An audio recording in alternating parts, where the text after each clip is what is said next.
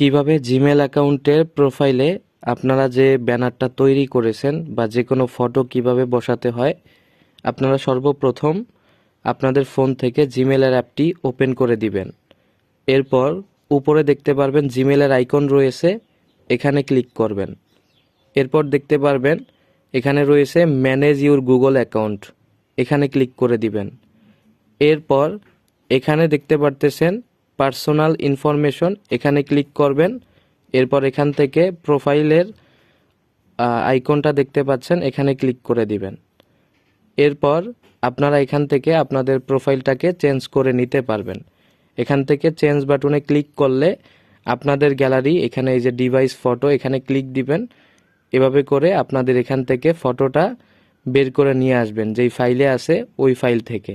তো ধরেন কথার কথা আমি আপনাদেরকে দেখানোর জন্য এটা বসালাম। তো এটা অলরেডি আপলোড হওয়া শুরু হয়ে গেছে। এখানে আপলোড হয়ে গেলে এই প্রোফাইল পিকচারটা এখানে বসে যাবে বা আপলোড হয়ে যাবে।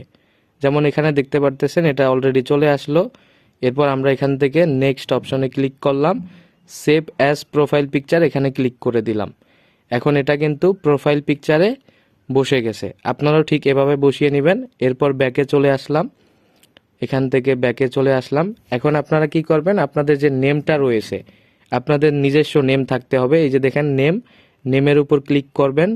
এরপর এখান থেকে পেন আইকনে ক্লিক করবেন।